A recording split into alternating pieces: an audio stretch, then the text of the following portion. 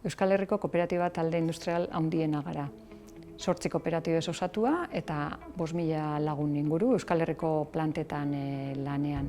Sektore ezberdinetan dihardugu lanien, automobilgintzan, etxetresna osagaietan, makina erramintan eta ostalaritza ekipamenduan besteak beste. Fagor taldea eta Mondragon Goi Eskolaren arteko elkarlana historikoa izan da. Gure kooperatibetan ikasle eta langile prestatuak behar ditugu.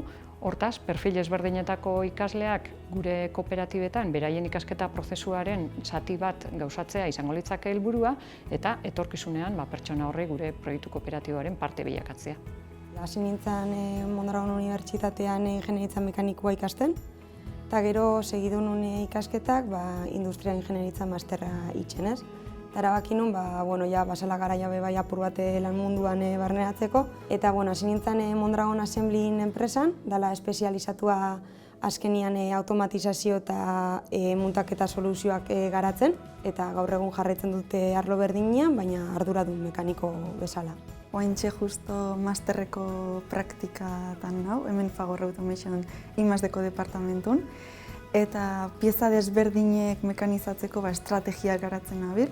Programa ezberdinen bitartez, estrategia hauek, makinen mugimendu hauek diseinatu ditu. Eta behin estrategia hauek diseinautakon, Fagorreko kontrol numerikon simulatzen diteu, eta behin hau onartzen danen, hoi makinara ematen da. Eta bertan pieza mekanizatu egiten da.